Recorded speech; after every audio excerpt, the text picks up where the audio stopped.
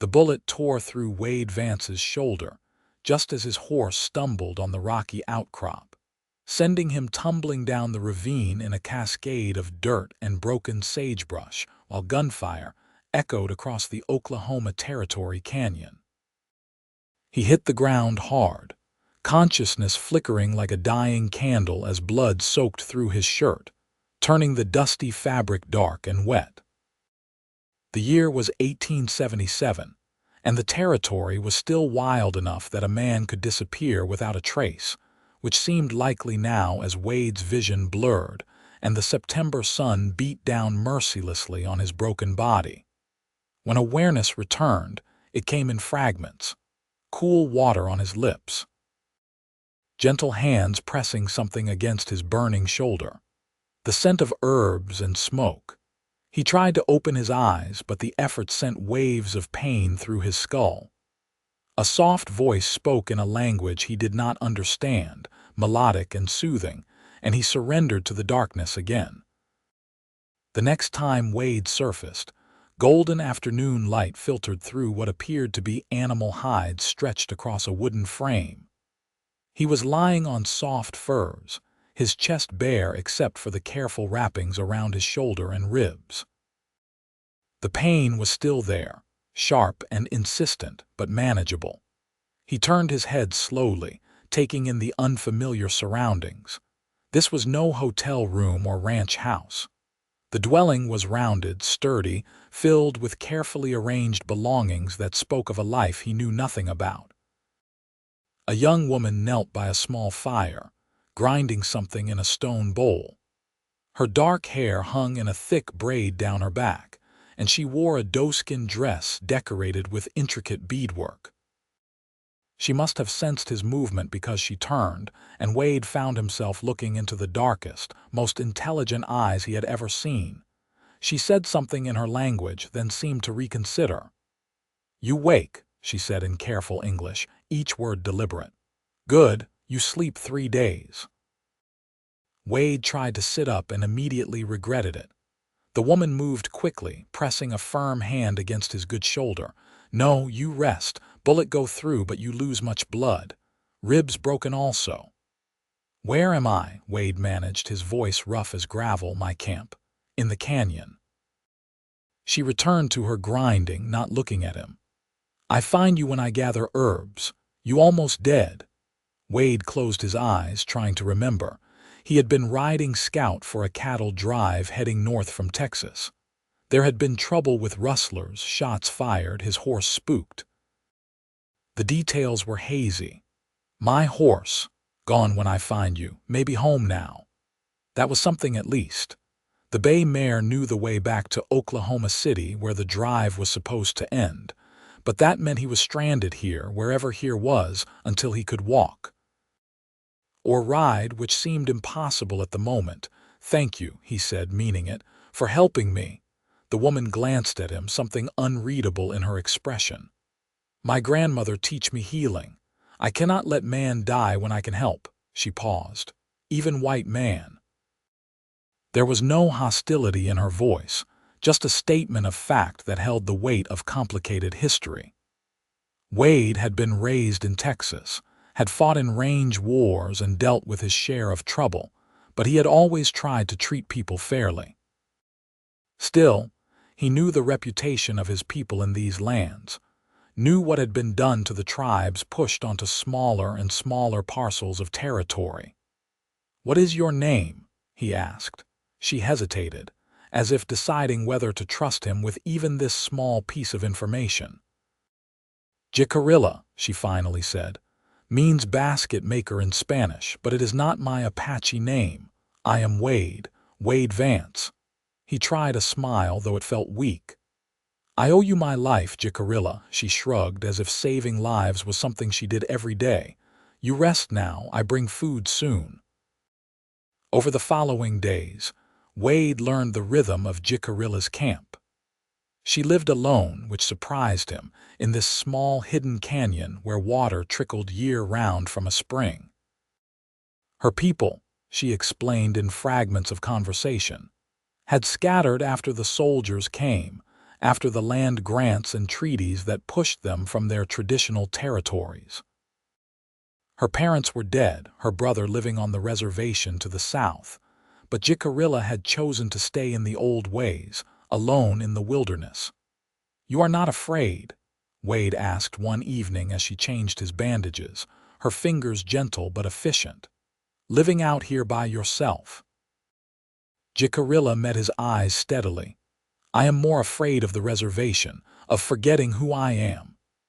She returned her attention to his wound, which was healing well under her care. "And I am not helpless. I know this land. It protects me." As September gave way to October, Wade grew stronger. He could sit up without feeling faint, could take a few steps around the camp with Jicarilla's support. She was patient with him, showing neither irritation nor particular kindness, just a steady competence that he found himself admiring more each day. She taught him things without meaning to, just by living her life while he watched. How she gathered piñon nuts and roasted them over the fire, the smell rich and earthy. How she tracked rabbits and prepared the meat, wasting nothing, using the furs for warmth and the bones for tools. How she spoke to the land itself, offering prayers to the four directions each morning as the sun rose over the canyon rim. "You want to learn?" she asked one morning, finding him watching as she worked on a basket, her fingers weaving willow and sumac into intricate patterns. Wade considered. He should be thinking about getting back to Oklahoma City, to his job, to the life he had built as a scout and occasional ranch hand. But something kept him here, and it was not just his injuries. "Yes," he said, "I would like to learn." Jicarilla nodded, unsurprised. She handed him strips of willow. "First, you must prepare, feel how it bends. Each plant has its way." His hands were clumsy at first, used to rope and leather and the hard work of cattle and horses. But Jicarilla was patient, showing him again and again how to coax the willow into curves, how to weave the pattern that her grandmother had taught her. It was humbling, this glimpse into skills that took years to master, and Wade found himself respecting this young woman more with each passing day. "How old are you?" he asked once, then wondered if the question was rude, but Jicarilla just smiled slightly. 20 summers, she said. "You?" 24 years. He fumbled with the willow, starting over for the third time. "Feels like more sometimes. You have seen fighting." It was not a question. She had seen the scars on his body, old bullet wounds and knife cuts that spoke of a hard life. "Some," Wade admitted. "Range wars mostly. Rustlers, stupid fights over land and cattle." He looked up at the canyon walls where autumn was painting the scrub oak gold and red. "Nothing worth dying for, I reckon." "All land is worth dying for," Jicarilla said quietly, "when it is your land, your home." Wade nodded slowly, understanding the weight of what she was not saying. The wars and treaties and broken promises that had brought them both here, to this moment. A wounded white man learning basket weaving from an Apache woman in a hidden canyon. By late October, Wade could walk without assistance, though his shoulder still ached when the weather turned. He made himself useful, helping Jicarilla with tasks that required strength. He hauled water from the spring, gathered firewood, and learned to set snares for rabbits the way she showed him. She was teaching him to track as well, pointing out signs he would have missed before. The faint depression where a deer had bedded down, the tiny scrapes where a fox had passed, the way birds behaved differently when a predator was near. "You see with your eyes only," she told him one morning as they walked the canyon. "You must see with all of yourself. Listen. Smell. Feel the ground through your feet." Wade tried, closing his eyes and simply standing still. At first there was nothing but his own breathing, his own heartbeat. But gradually he began to notice things. The way the air moved differently in the shade of the rocks, the distant call of a hawk, the rustle of a lizard in the brush. When he opened his eyes, Jicarilla was watching him with something that might have been approval. "Better," she said. "You are learning." They fell into an easy companionship, working side by side during the day, sharing meals by the fire at night. Jicarilla told him stories of her people, of the creation and the mountain spirits, of the heroes and teachers who had shaped Apache ways. Wade listened, fascinated, and shared his own stories in return, though his seemed pale and simple by comparison. Growing up on a hardscrabble farm in Texas, losing his parents to fever, drifting north, looking for work and purpose. "You have no place that is yours," Jicarilla observed one night, and there was sadness in her voice. "No," Wade admitted. "I reckon I have been looking, though, just never found it." She poked at the fire with a stick, sending sparks spiraling up into the dark sky. "Maybe you look in wrong places." Something in her tone made Wade glance at her sharply, but her face was turned away, hidden in shadow. He wanted to ask what she meant, but the words stuck in his throat, tangled up with other feelings he was not quite ready to examine. November brought colder nights and occasional rain. Wade fashioned a lean-to for himself against the canyon wall, using branches and hides the way Jicarilla had shown him. She did not comment on this development, though he caught her watching sometimes as he worked. The truth was, he could probably make it back to civilization now. His wounds were healed, his strength mostly returned. But every time he thought about leaving, something held him back. It was not just gratitude, though he owed this woman more than he could ever repay. It was not just the peaceful solitude of the canyon, though he had come to love the quiet rhythm of days here. It was Jicarilla herself, the way she moved through the world with such confidence and grace, the rare smile that transformed her serious face, the quick intelligence in her eyes, and the depths of knowledge she carried about surviving in this harsh land. He found himself wanting to know everything about her, to understand the language she sometimes murmured in her prayers, to be worthy of the trust she had shown in saving his life. One afternoon, they were gathering firewood together when Wade finally voiced the question that had been building in him for weeks. "Why do you live alone? I mean, I know what you said about the reservation, but is there no one else, no family or friends?" Jicarilla was quiet for a long moment, arms full of dead branches. "My people are scattered. My brother, he has his own family on the reservation. He asked me to come, but I cannot." She started walking back toward camp, and Wade followed. "There was a man 2 years ago. He wanted me for his wife. But he wanted me to change, to live his way. I say no." "Do you regret that?" Wade asked carefully. She shook her head firmly. "No, better to be alone than to lose myself." She glanced at him. "You understand this, I think. You also choose to be alone." Wade had never thought of it quite that way, but she was right. He had kept himself apart, never staying in one place long enough to put down roots, never letting anyone get too close. "Maybe," he said slowly, "or maybe I just never found a reason to stay somewhere." Their eyes met, and something passed between them, unspoken but powerful. Jicarilla looked away first, but not before Wade saw the faint color rise in her cheeks. The days grew shorter as winter approached. Wade learned to tan hides using the traditional methods Jicarilla taught him, working brain mixture into the leather until it was soft and supple. He learned which plants could be used for medicine and which for food, how to read weather signs in the clouds and the behavior of animals. Jicarilla was a patient teacher, never mocking his mistakes, always willing to show him again when he struggled. In return, Wade shared what he knew. He taught her some English phrases she had not learned, helped her understand the ways of the white settlers who were increasingly encroaching on these lands. He also taught her card games in the evenings, using a battered deck he had carried in his saddlebag, which had somehow survived his fall. She picked them up quickly, her sharp mind grasping the strategies with ease. "You would be dangerous in a saloon," Wade told her one night after she had won 3 hands in a row. Jicarilla laughed, a sound that was still rare enough to make Wade's heart lift. "I do not think they let Apache women in saloons." "Their loss," Wade said, and meant it.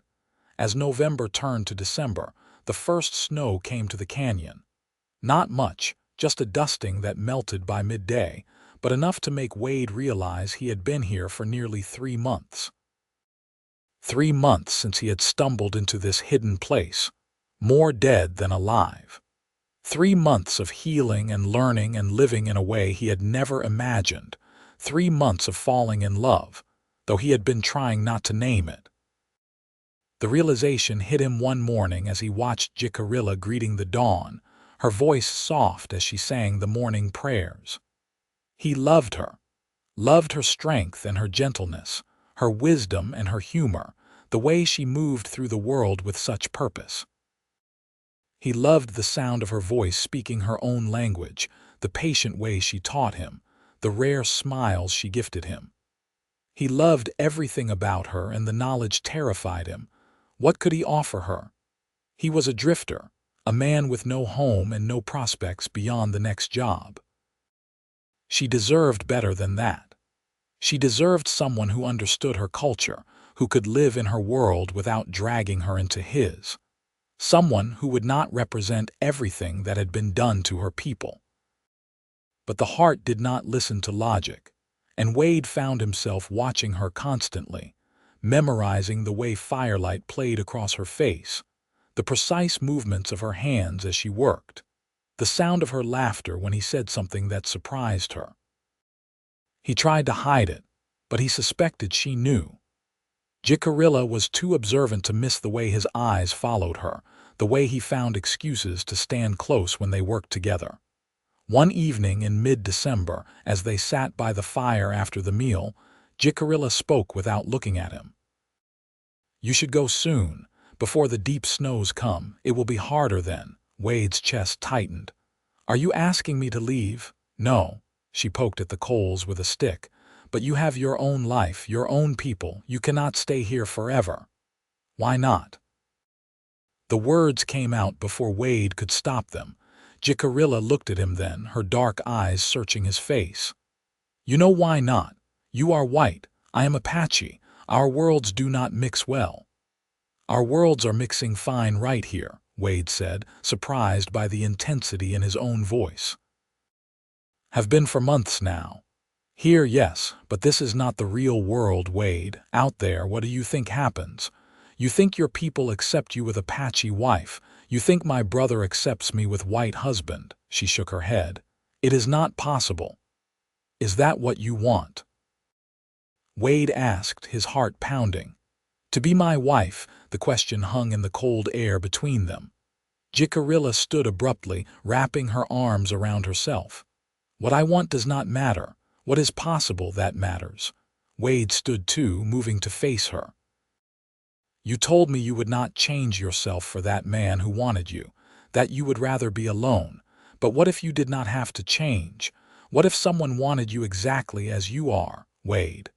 Her voice was barely a whisper. "I love you, Jicarilla." The words tumbled out, simple and true. "I love you, and I want to stay here with you if you will have me. I do not care what the world outside thinks. I do not care about anything except being with you." She stared at him, and in the firelight he could see tears glistening in her eyes.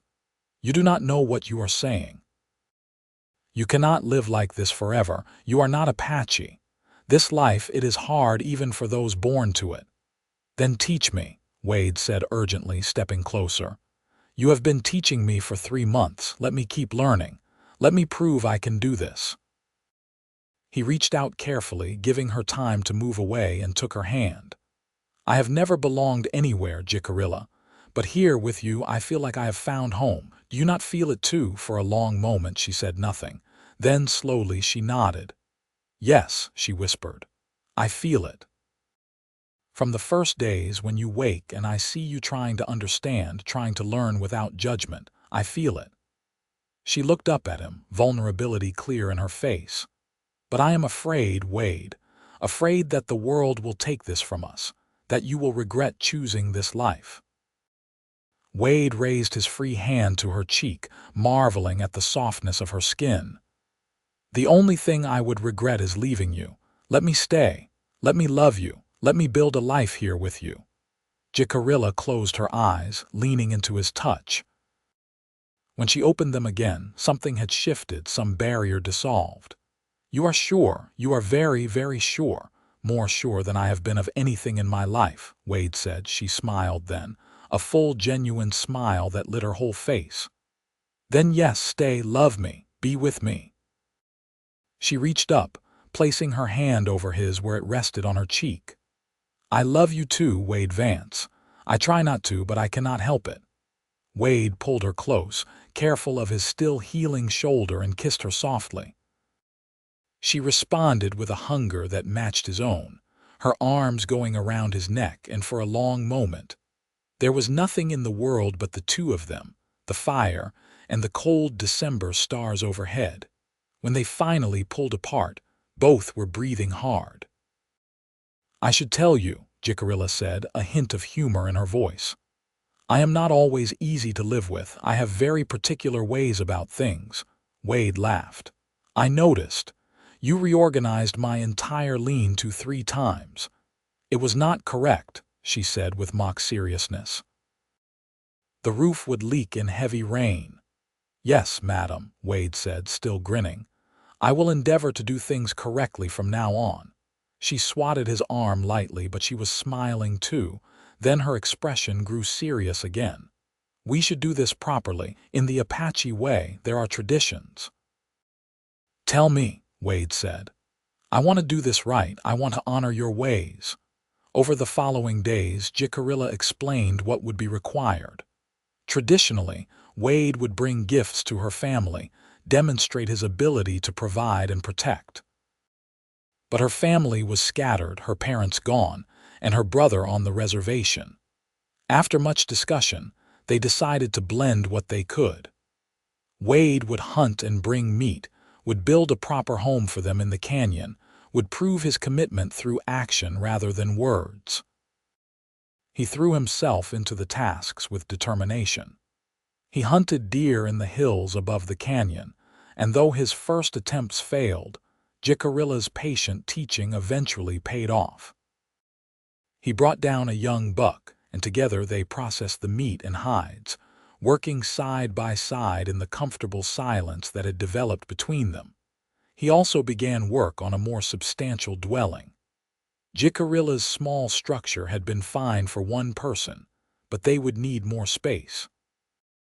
Using techniques she taught him, Wade constructed a sturdy wickiup, covered with hides and bark, large enough to stand up in and well insulated against the winter cold. It took weeks of work, but Jicarilla helped, and the process became their first real project as partners. Christmas came and went, unmarked except that Wade told Jicarilla about the holiday and she listened with interest. She in turn told him about the winter solstice ceremonies of her people, and they said prayers together to mark the turning of the year. It felt right, this blending of their worlds, taking what mattered from each and creating something new. On a clear day in early January, they held their own private ceremony. Jicarilla wore her finest doeskin dress, decorated with beadwork her grandmother had made. Wade wore his cleanest shirt and had even managed to shave with his hunting knife. They stood together as the sun rose, and Jicarilla spoke traditional words about commitment and partnership. Wade responded with his own vows, promising to honor and protect her, to learn her ways and walk beside her for all his days. Then they exchanged gifts. Wade gave Jicarilla a necklace he had painstakingly made from silver coins, and beads traded from a passing trapper he had encountered while hunting. The man surprised but willing to do business. Jicarilla gave Wade a knife sheath she had crafted, decorated with intricate beadwork in patterns that represented protection and new beginnings. As the sun rose fully above the canyon walls, bathing them in golden light, they kissed as husband and wife. The winter of 1878 was hard but beautiful. Snow fell heavy in the canyon, transforming it into a wonderland of white and silence. Wade and Jicarilla spent the long, dark evenings by the fire, telling stories, playing cards, and planning for spring. Wade continued his education in Apache ways, and Jicarilla asked him to teach her to read and write English better, skills she had picked up in fragments but wanted to master. "Why?" Wade asked, curious. "You said you wanted to stay in the old ways." "The old ways are important," Jicarilla said. "But new ways come whether we want them or not. I must understand them to protect what matters." She looked at him seriously. "Our children should know both worlds, Apache and white. They will need both to survive." The mention of children made Wade's heart swell. "You think about that?" "Having children," Jicarilla smiled. "Of course, do you not?" "All the time," Wade admitted. "I think about what they will be like, who they will look like, what we will teach them." "They will be strong," Jicarilla said confidently. "They will know the land and the old stories. They will know how to survive, and they will know love." She took his hand. "That is most important." As winter gave way to spring, their life in the canyon settled into a comfortable rhythm. Wade had become proficient at living off the land, and together they made a good team. He hunted and built, she gathered and healed, and both shared all the tasks between them. The canyon bloomed with wildflowers, and Jicarilla showed Wade which ones could be eaten, which ones held medicine, and which ones were just beautiful to look at. One warm day in April, as they worked together to repair a fence Wade was building to keep a small garden safe from deer, Jicarilla suddenly stopped and placed a hand on her stomach. Wade looked at her questioningly, and she smiled. "I think we will have that child sooner than expected," she said softly. "I have missed my monthly flow twice now, and this morning I was sick." Wade dropped the fence post he was holding and swept her up carefully, spinning her around. "Truly, we are going to have a baby." Jicarilla laughed, steadying herself against him. "Yes, truly, in the autumn, I think, October maybe."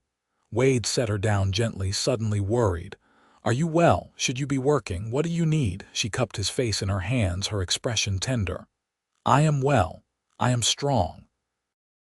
Apache women work until the baby comes. I will tell you when I need rest." She kissed him softly. "But I am happy you worry. It shows you care." "I love you more than my own life," Wade said seriously. "Both of you now." The pregnancy progressed smoothly through the summer. Jicarilla continued her daily tasks, though Wade insisted on taking over the heavier work. He hunted more often, wanting to stock up on dried meat for the winter when she would need extra care. He also made a cradle board, following Jicarilla's careful instructions, decorating it with carvings and leather work that showed his growing skill in crafts. In August, they had unexpected visitors. Wade was working in the garden when he heard horses approaching. Instinctively, he reached for his rifle, but Jicarilla emerged from the wickiup and stopped him with a gesture. "It is my brother," she said, recognizing something in the way the riders approached, "and others from his family." Wade stood beside her, nervous but trying not to show it, as 3 riders came into view. The lead man was clearly Jicarilla's brother. He had the same dark eyes and intelligent face, though his hair was cut shorter and he wore a mix of traditional and white man's clothing. The other 2 were a woman about Jicarilla's age and a young boy. The brother dismounted and approached slowly, his eyes taking in everything. The well kept camp, Wade standing protectively close to Jicarilla, the obvious swell of her belly under her dress. When he spoke, it was in Apache, and Jicarilla answered in the same language. The conversation went back and forth for several minutes while Wade stood awkwardly, understanding nothing but trying to read the body language. Finally, Jicarilla turned to Wade. "This is my brother, Tomas. In our language, his name is different, but the whites call him Tomas. He has heard rumors of a white man living in the canyon. He came to see if it was true and if I was safe." Wade extended his hand, hoping the gesture would be understood. "I am Wade Vance. Your sister saved my life last year. I stayed and learned from her. Now she is my wife, and we are going to have a child." Tomas studied the offered hand for a moment, then took it briefly. He spoke again in Apache, and Jicarilla translated. "He says I was always stubborn, always choosing the hard path. But he sees that I am well and happy, so he will not interfere." She smiled at her brother. "He also says you better treat me well, or he will make you regret it." "Tell him I would expect nothing less," Wade said seriously, "and that I will protect her and our child with my life." After Jicarilla translated, something in Tomas's expression softened slightly. He gestured to the woman and boy, speaking again. "His wife, Maria, and their son," Jicarilla explained. "He says they will visit sometimes to make sure we are well. And that when the baby comes, Maria will help if we need her." The visit was initially tense, but gradually the atmosphere eased. Maria, who spoke better English than Tomas, chatted with Jicarilla about the pregnancy, offering advice and remedies. The boy, shy at first, was fascinated by the garden Wade had built and asked dozens of questions that Wade answered as best he could. When they finally left at sunset, Tomas gripped Wade's shoulder and spoke a few words that Jicarilla translated as "take care of her," and Wade nodded solemnly. "That went better than I feared," Jicarilla said that night as they lay together under the stars. "He could have been very angry." "He loves you," Wade said simply. "He just wants you to be safe and happy." "I am both," Jicarilla said, snuggling closer. "Very much both." September arrived with cooler nights and the first hints of autumn color. Jicarilla grew larger, moving more slowly but still insisting on doing her daily work. Wade hovered, worried constantly, until she finally laughed and told him he was worse than an old grandmother. "The baby will come when it is ready," she said. "Probably another few weeks. Until then, stop looking at me like I might break. I am strong, remember." But on a warm afternoon in late September, Jicarilla's water broke while she was gathering herbs near the spring. Wade heard her call out and ran, finding her leaning against a rock, breathing hard. "It is time," she said, managing a smile despite the obvious pain. "Help me back to the house." Wade's hands shook as he supported her back to the wickiup. He had helped deliver calves and foals before, but this was entirely different. This was his wife, his love, his whole world, about to go through something he could not protect her from. Jicarilla seemed to sense his panic because she gripped his hand hard. "Listen to me," she said firmly. "I have watched births.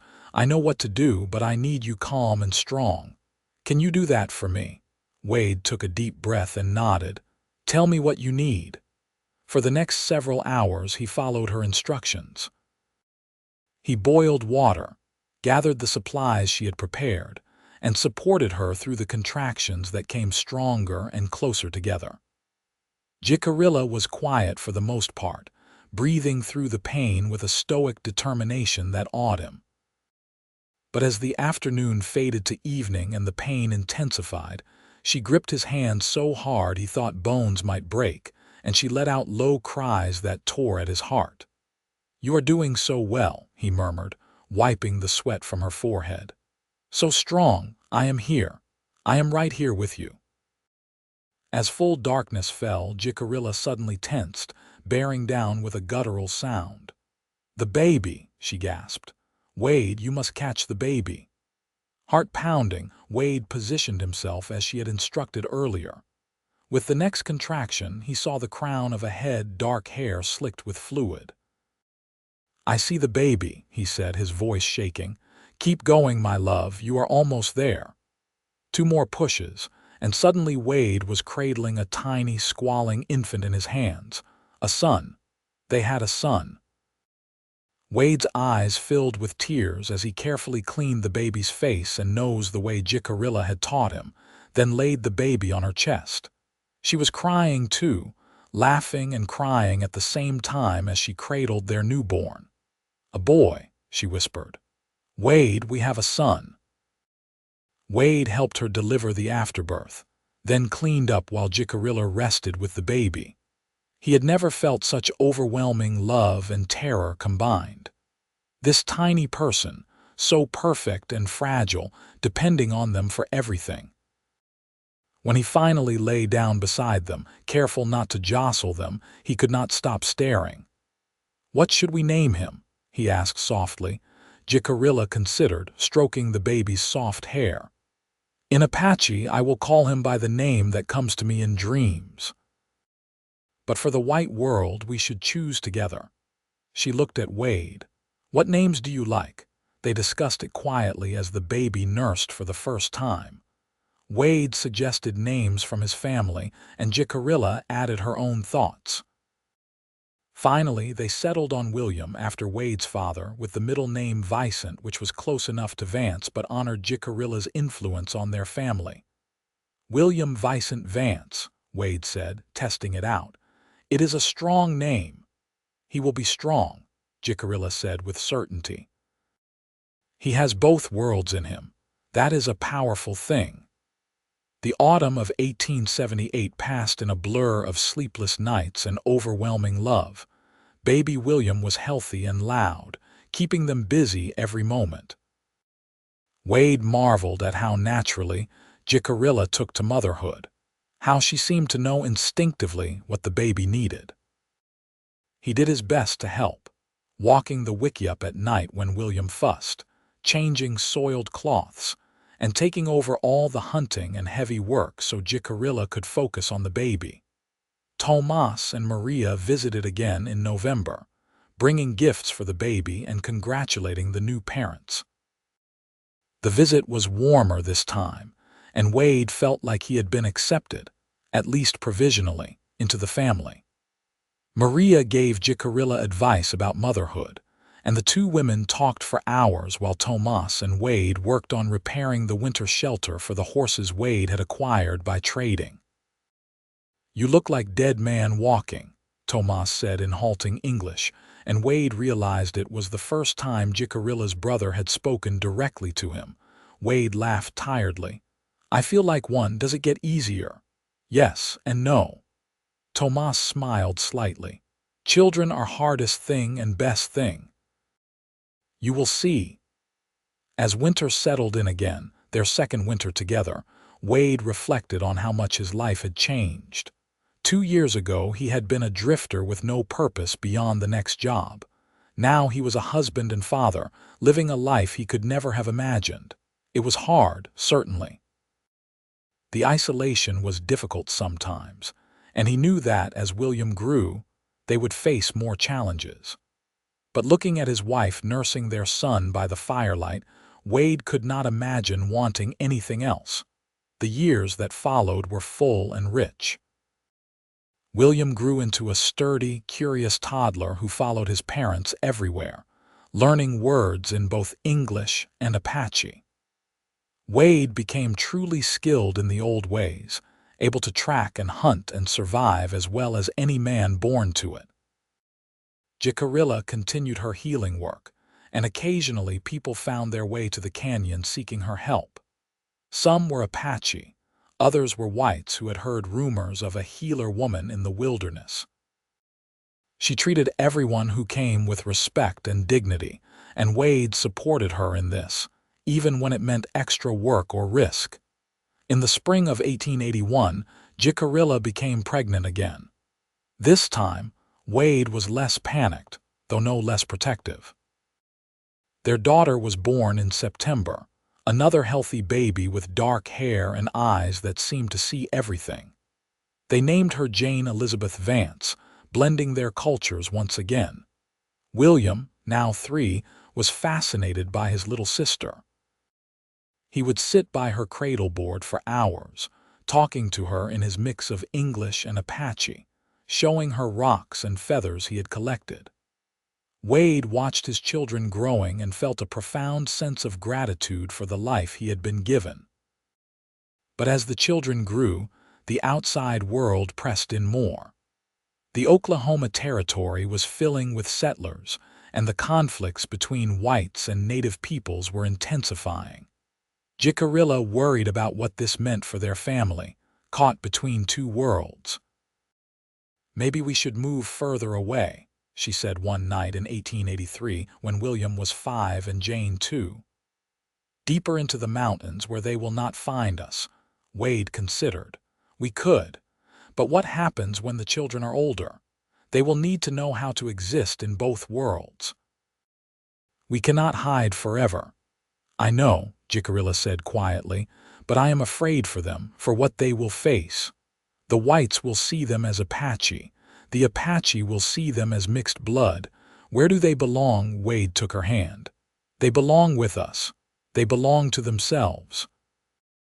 We will teach them to be proud of who they are, all of who they are, and we will protect them as long as we can." In 1884, they made a difficult decision. They would stay in their canyon home, but they would also start taking trips to Oklahoma City, letting the children experience the town, learning to navigate the white world. It was terrifying at first. Wade was acutely aware of the stares they received, the mixed family with the Apache wife and mixed-race children. But he held his head high, kept his family close, and refused to be ashamed of the life they had built. Jicarilla was recognized by some of the older settlers as the healer woman from the canyon, and to Wade's surprise, several people approached respectfully, asking about remedies or offering trade goods. It seemed that her reputation had spread, and not all the response was negative. There were ugly moments too, of course, comments muttered just loud enough to hear, doors that closed in their faces. But there were also moments of kindness. A shopkeeper who gave candy to the children. A woman who complimented Jicarilla's beadwork and asked to buy some. They began to find a balance, spending most of their time in the canyon but venturing out when needed. William started learning to read and write more formally, with Wade and Jicarilla both teaching him. Jane was still young, but she absorbed everything around her with the same sharp intelligence her mother possessed. In 1886, when Jicarilla was pregnant again, Tomas came to visit with difficult news. The government was tightening restrictions on native peoples, and he was worried that Jicarilla might be forced onto the reservation. Wade's blood ran cold at the thought. "They cannot force her," he said firmly. "She is married to me. She has American citizenship through marriage." "Maybe," Tomas said, "but they do not always care about such things. You should be prepared. Have papers ready. Proof of marriage." Wade and Jicarilla had never had an official white marriage ceremony, just their own private Apache one. The next week, they traveled to Oklahoma City and found a judge willing to marry them legally. It felt strange, repeating vows they had already made years before, but Wade understood the necessity. In this world, paper mattered.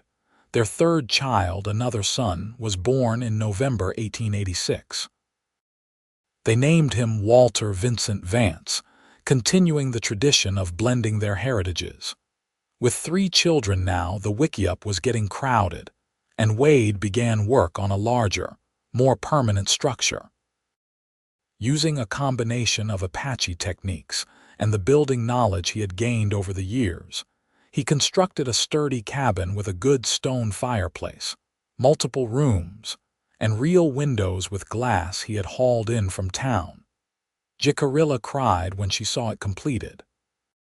"This is a real home," she said, "for our family." "It has always been our home," Wade said, pulling her close. "This just makes it more comfortable." The late 1880s and early 1890s brought more changes to the Oklahoma Territory. It was becoming increasingly settled, and in 1889 the land run opened up huge sections to white homesteaders. Wade and Jicarilla worried about their isolated canyon, but their land was rough enough and remote enough that it was passed over in the initial rush. Still, they filed a homestead claim of their own, establishing legal ownership of the land they had been living on for over a decade. The children grew and thrived. William was 12 in 1890, tall and lean like his father but with his mother's dark coloring and sharp eyes. He could track a deer through bare rock, shoot accurately with bow and rifle, and was learning to read and write with increasing fluency. Jane was 9, quieter than her brother but equally capable. She had inherited her mother's gift for healing and spent hours learning about plants and medicine. Walter was 4, full of energy and curiosity, constantly getting into mischief. One evening in 1891, as they all sat around the fireplace after dinner, William asked a question that Wade had been dreading. "Papa, why do people in town look at us funny?" "That man yesterday, he said something mean about Mama." "Why?" Wade and Jicarilla exchanged glances. They had known this day would come. Jicarilla nodded, giving Wade permission to explain. "The world is complicated, son," Wade said carefully. "There are people who think that whites and native peoples should not mix. They think your mother and I should not have married, and that you children should not exist. They are wrong, but they believe it anyway." "But why?" Jane asked, her young face troubled. Jicarilla spoke up. "Because people fear what is different. Because there has been war and pain between our peoples, and some cannot let go of that. Because they do not understand that love is stronger than fear." She gathered her children close. "You must know that you are gifts, all 3 of you. You carry the best of both worlds. Never let anyone make you feel ashamed of who you are." "Your mother is right," Wade said firmly. "You are Vances, and you are Apache, and you are Americans, and you are exactly who you are meant to be. Anyone who has a problem with that is not worth your time." William nodded slowly, processing this. Jane looked like she wanted to cry but was fighting it. Wade hugged them both, his heart aching for the challenges they would face but also proud beyond measure of who they were becoming. The territory continued to develop rapidly through the 1890s. Oklahoma City was growing into a real city, and the days of the wild frontier were fading. Wade was in his 40s now, no longer the young man who had tumbled down a ravine and into a new life. Jicarilla was approaching 40 as well, though she seemed as strong and capable as ever. Their children were becoming young adults, navigating an increasingly complex world. In 1897, William turned 19 and announced that he wanted to attend the new territorial university opening in Norman. Wade and Jicarilla were surprised but supportive. Their son had a quick mind and a thirst for knowledge that deserved to be nurtured. Saying goodbye was hard, but Wade knew it was necessary. William needed to find his own path in the world. Jane, at 16, had become a skilled healer in her own right, working alongside her mother to help anyone who came to them seeking aid. She had also developed into a beautiful young woman, and Wade had already had to have stern conversations with several young men who came sniffing around. She seemed uninterested in romance for now, focused on her learning and her work. Walter, at 11, was growing like a weed and showing signs of being the tallest of the 3 children. He had his father's easy humor and his mother's determination, a combination that Wade suspected would serve him well in life. In 1899, as the century drew to a close, Wade and Jicarilla sat together on the porch of their cabin, watching the sunset paint the canyon walls in shades of gold and red. They had been together for 22 years now, and Wade still felt the same surge of love when he looked at her. "You ever regret it?" he asked quietly. "Staying with me, the difficulties it has caused?" Jicarilla looked at him, her eyes warm. "Never, not once. You gave me love and partnership and children. You learned my ways and honored my people. You built this life with me." She took his hand. "I would choose you again, Wade Vance. Every time." Wade kissed her softly. "I would have died in that ravine without you. Instead, you gave me a life more full and rich than I ever dreamed possible. You are my heart, Jicarilla. Always." They sat in comfortable silence as the stars began to emerge, the same stars they had watched together for over 2 decades. In the distance, they could hear Walter playing with the dogs Wade had acquired for hunting.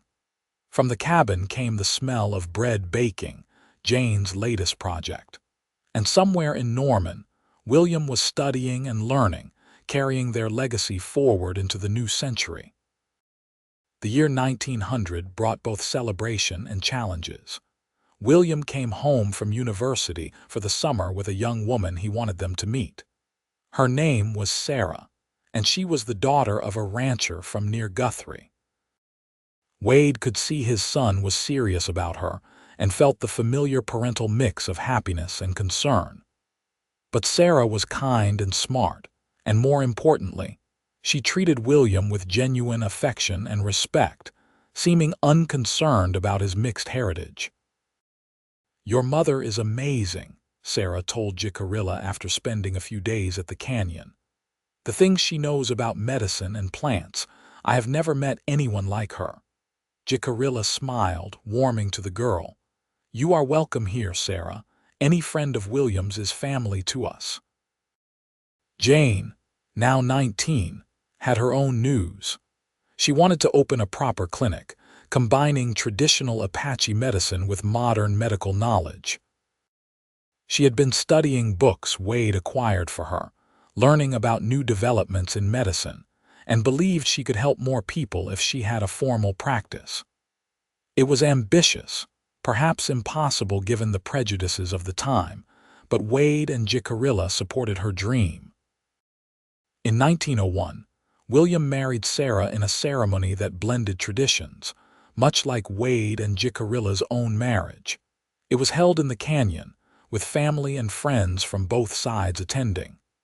Tomas was there, older now but still sharp-eyed, giving his blessing to his nephew. Wade stood as best man, his heart full as he watched his oldest son begin his own family journey. Jane did open her clinic, though it took several years of persistent effort. By 1903, she had a small building in Oklahoma City where she practiced healing arts. She faced discrimination and difficulty, but her skill and compassion gradually won people over. Wade was incredibly proud of his daughter's courage and determination. Walter, meanwhile, had discovered a gift for working with horses. By 15, he was training animals for ranchers throughout the territory, using a patient method that combined Apache horsemanship with techniques he had learned from his father.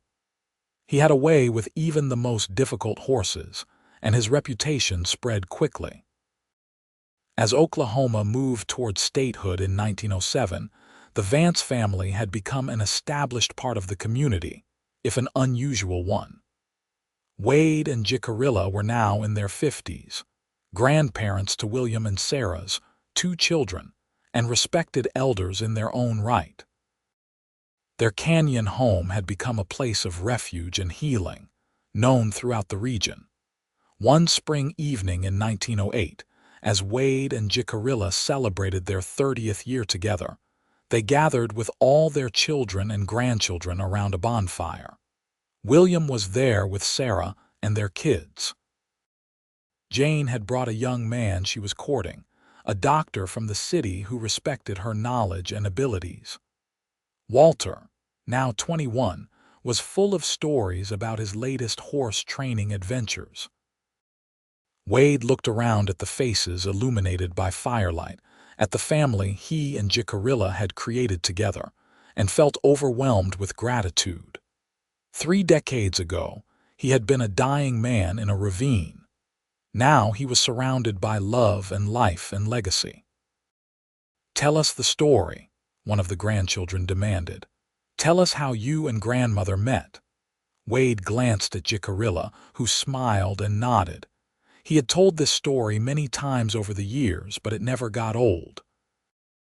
"Well," he began, "it started with a bullet and a fall, and it ended with the greatest love of my life." As he talked, describing that fateful day when he had stumbled into the canyon more dead than alive, Jicarilla's hand found his, their fingers intertwining with the ease of long practice. When he reached the part about waking up to see her face for the first time, she laughed softly. "I thought you might die," she said. "You were so pale, so weak, but there was something in your eyes even then. A strength, a willingness to fight." "I fought to stay alive because of you," Wade said simply. "Because even half dead, I recognized something important was happening." The grandchildren listened with rapt attention as the story unfolded, the slow healing, the lessons and the learning, the growing love that neither of them had expected but both had embraced, the decision to stay, to build a life together despite all the obstacles. "And you never left the canyon?" one of the grandchildren asked. "Oh, we left plenty," Wade said. "We traveled, we adapted, we learned to navigate both worlds. But this canyon, this was always our heart. This was where we started, and this is where we will always return." As the fire burned low and the children were taken off to bed, Wade and Jicarilla remained by the dying embers, alone together as they had been so many nights before. 30 years, Jicarilla murmured. "It feels like forever and like no time at all." "I know what you mean," Wade said. "Sometimes I still see that young woman who saved my life. Other times, I look at you and see all the years we have lived together in your face, and I love that just as much." Jicarilla leaned her head on his shoulder. "We have had a good life, Wade Vance.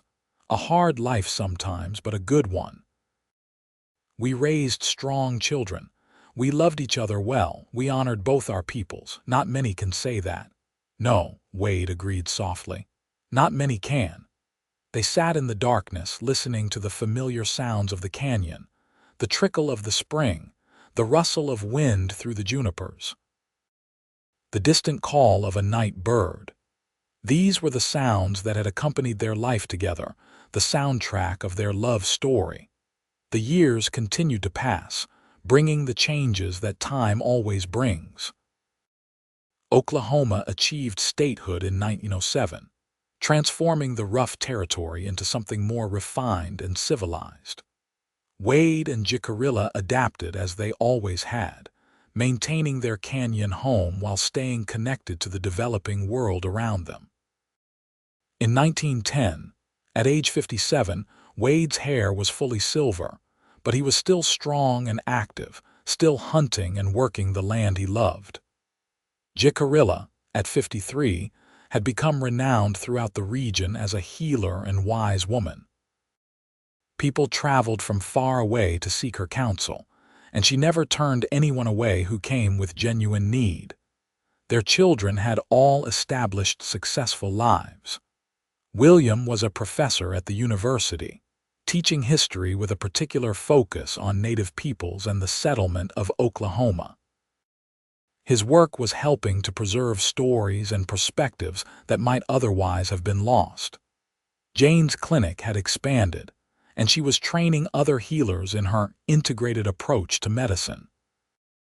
Walter had married a rancher's daughter and was raising horses on a large spread north of Oklahoma City, blending his father's cattle knowledge with his own gift for horses. But it was the grandchildren who brought Wade and Jicarilla the most joy.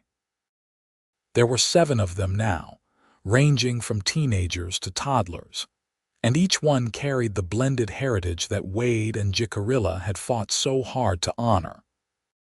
They were growing up in a different world than their parents had known, one where the raw conflicts of the frontier had faded, but new challenges of identity and belonging remained. Wade made it his mission to teach each grandchild about both sides of their heritage. He told them stories of his own childhood in Texas, of learning to rope and ride, of the cowboy culture that had shaped him. Jicarilla taught them Apache stories and traditions, the creation tales and the lessons of the land. Together, they gave the grandchildren a foundation in both worlds, hoping it would serve them well in the years to come. In the summer of 1912, Tomas came to visit for what would be the last time. He was old now, his hair white, his movements slow. But his eyes were still sharp as he sat with Wade and Jicarilla on the cabin porch. "You did well, little sister," he said in Apache, and Jicarilla translated quietly for Wade, though Wade understood more of the language now than he sometimes let on. "I did not think it would work, a white man learning our ways, but he did. You both did." "Thank you, brother," Jicarilla said softly, tears in her eyes. "Your acceptance meant everything to me." Tomas turned to Wade, switching to his halting English. "You keep promise. You protect her. You honor her people, I see this." He gripped Wade's forearm in the traditional gesture of respect. "You are Apache in your heart, Wade Vance, not by blood but by choice. That is stronger thing." Wade felt his own eyes burning. "It has been the honor of my life learning from your people. From your sister. I am a better man because of it." When Tomas left the next morning, heading back to the reservation where he still lived, all three of them knew it was likely the last goodbye. He died that winter, peacefully in his sleep, and Jicarilla mourned the loss of her last close blood relative. But she took comfort in the fact that he had seen what their family had become, had accepted and blessed it. The years rolled on into the teens of the new century. Wade was 60 in 1913, and for the first time, he began to feel his age. The old injuries from his cowboy days, including that fateful shoulder wound that had brought him to the canyon, ached more in cold weather. But he refused to slow down much, still insisting on doing his share of work around the homestead. Jicarilla, at 56, remained remarkably vital, though she too showed signs of aging. Her hair, once pure black, was now streaked with silver. But her hands remained steady and sure as she worked with her medicines and herbs, and her mind stayed sharp as ever. They talked sometimes about what would happen when one of them was gone. It was an uncomfortable subject, but a necessary one. They had made arrangements for the land to pass to their children equally, for the canyon home to remain in the family. But both quietly hoped that, when the time came, they would go together. The thought of life without the other was almost unbearable after so many years as one. In 1915, William's oldest child, a grandson named Thomas after Jicarilla's brother, came to stay with them for the summer. He was 16, bright and curious, asking endless questions about the old days. Wade found himself telling stories he had not thought about in years, reliving that wild time when he had first come to the canyon. "So you really almost died?" Thomas asked one evening as they fished in the canyon stream. "Really, truly," Wade confirmed. "If your grandmother had not found me, I would be bones in that ravine. Everything I have, everything I am, comes from her saving my life that day. And then you fell in love with her." "Then I fell in love with her," Wade agreed, "though it took me a while to realize it. And even longer to convince her to take a chance on me. Because you were white and she was Apache. That was part of it," Wade said. "But also because love is always a risk. Opening your heart to someone, building a life together, it is the scariest thing you can do. But it is also the best thing. Your grandmother taught me that." Thomas was quiet for a moment, then said, "I am glad you took the risk. Otherwise, I would not exist." Wade laughed. That is very true, and that would have been a shame because you are a fine young man.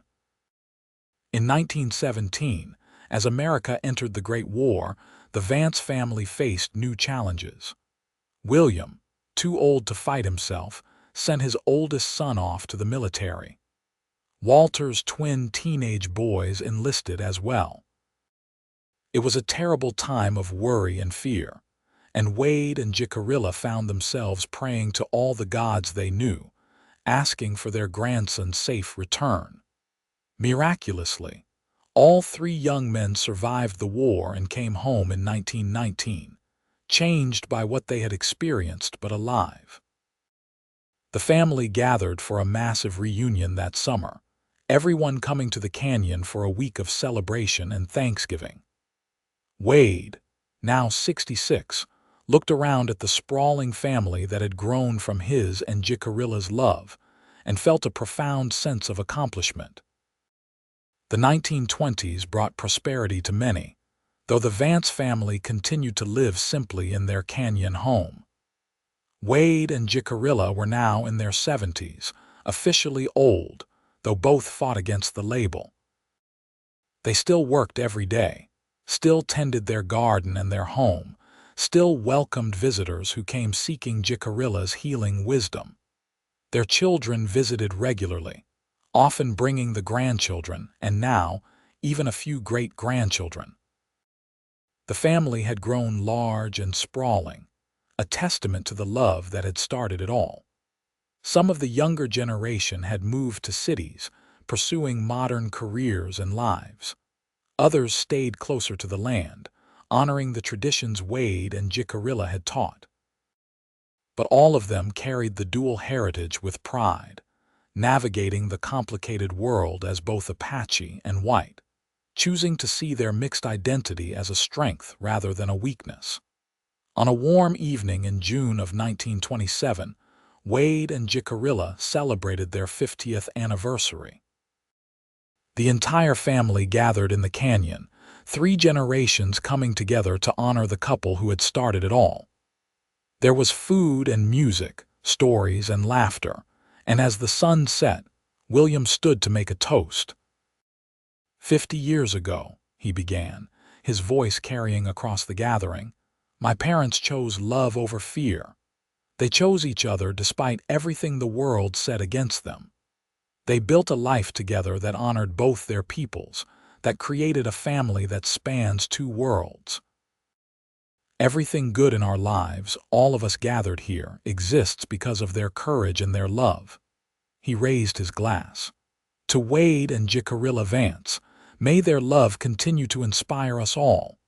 The crowd echoed the toast, and Wade felt tears streaming down his face. Jicarilla was crying too, her hand tight in his. Later, when the party had wound down and they were alone, Wade and Jicarilla walked together to the place where he had first fallen all those decades ago. I remember the first time I saw you, Wade said, looking at the ravine that had changed his life. Half dead and confused, you were the most beautiful thing I had ever seen, even through the pain and fear. I remember thinking you would die, Jicarilla said softly. That I would do my best, but it would not be enough. I am glad I was wrong. I fought to stay alive because of you, Wade said, the same thing he had told her many times over the years. Because even then, some part of me knew you were important. They stood together in the gathering darkness, 2 old people who had loved each other for half a century, and the love between them was as real and powerful as it had been in the beginning. Perhaps more so, because it had been tested and proven over and over again through the years. The years after their golden anniversary were gentle ones. Wade and Jicarilla slowed down considerably, spending more time sitting on the porch, watching the canyon change with the seasons. They talked about everything and nothing, comfortable in the silence and the conversation equally. Their children managed most of the practical aspects of the homestead now, but Wade and Jicarilla still tended their garden and did what they could. In 1930, Jicarilla fell ill with a fever. Jane came immediately, bringing all her medical knowledge and healing skills, but this was something beyond her power to fix. For 3 days, Jicarilla burned with fever while Wade sat beside her, holding her hand, praying to every god he had ever heard of. On the 4th day, the fever broke and Jicarilla opened her eyes. "I am not going yet," she told Wade, her voice weak but determined. "I am not leaving you alone, old man." "You better not," Wade said, trying to smile through his tears. "I do not know what I would do without you." She recovered slowly, and Wade was never far from her side during the healing process. It was a reversal of those first days when she had nursed him back to health, and Wade poured all his love and care into helping her recover. By summer, she was back to herself, though a little more fragile than before. The early 1930s were hard years for many as the Depression gripped the country. But the Vance family, with their skills in living off the land and their tight-knit support network, weathered the storm better than most.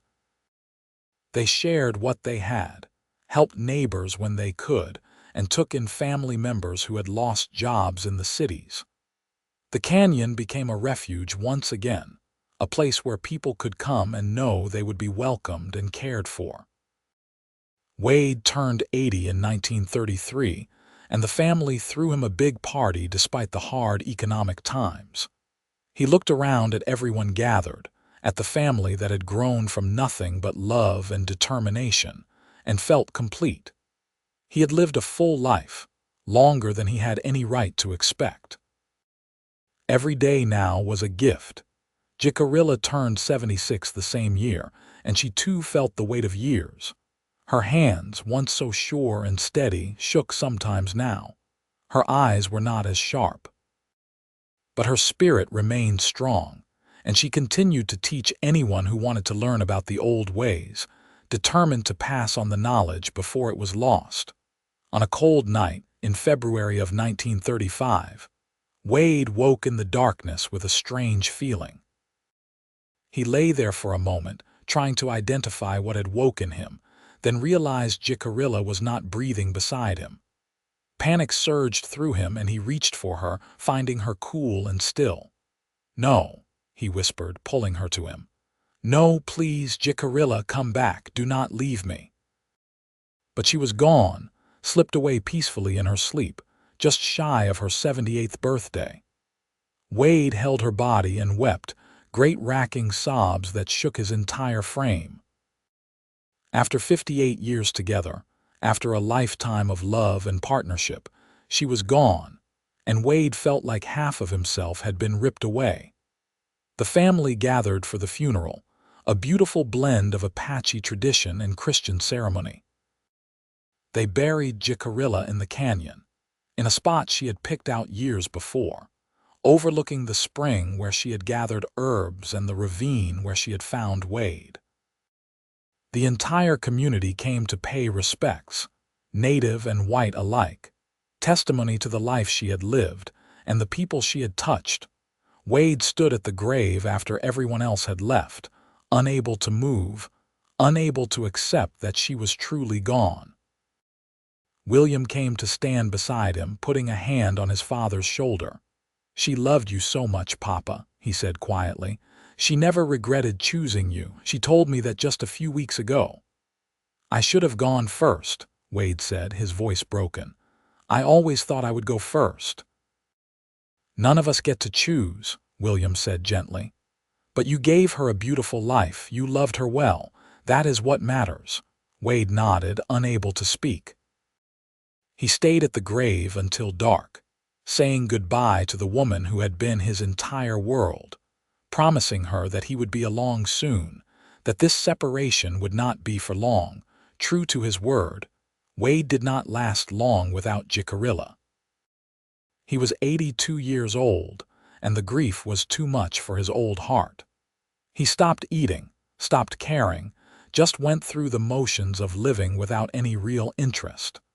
The family tried to rally him, but Wade had made his choice. He wanted to be with his wife, and nothing was going to change his mind. On a spring morning in May of 1935, just 3 months after Jicarilla's death, Wade passed away peacefully in his sleep in the cabin they had built together. The family found him with a peaceful expression on his face, his hand outstretched as if reaching for someone. They buried him next to Jicarilla, reuniting them in death as they had been in life. At the funeral, William stood before the family and told the story one last time. The story of how his father had fallen into a ravine and been saved by an Apache woman. How he had stayed and learned her ways. How they had fallen in love against all odds and built a family that spanned 2 worlds. It was a love story for the ages, he said, and its legacy would live on in all of them. The canyon home remained in the family, passed down through the generations. It became a gathering place, a reminder of where they had all come from and the love that had created them. Wade and Jicarilla's grave became a place of pilgrimage for the family, especially on anniversaries and special occasions. The great-grandchildren and great-great-grandchildren would come and hear the stories, learning about the cowboy and the Apache woman who had loved each other so completely that even death had not truly separated them. The story of Wade and Jicarilla Vance became legend in Oklahoma, told and retold, growing with each telling but always maintaining its essential truth. That love can bridge any divide. That courage and commitment can overcome any obstacle. That 2 people from different worlds can create something beautiful together if they are willing to honor and learn from each other. Their children, grandchildren, and all the generations that followed carried that legacy forward, living lives that honored both parts of their heritage. They became teachers and healers, ranchers and doctors, artists and activists. But always, they remembered the lesson Wade and Jicarilla had taught them. That love is the strongest force in the world, and that family is not just blood, but also choice and commitment and the willingness to walk beside someone through all the days of your life.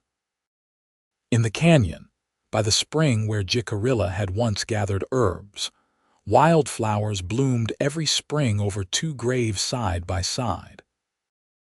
And if you sat quietly there, the family said, you could almost hear the whisper of old voices, speaking words of love in 2 languages, united forever in a place where a wounded cowboy had fallen, and an Apache woman had taught him not just how to survive, but how to truly live.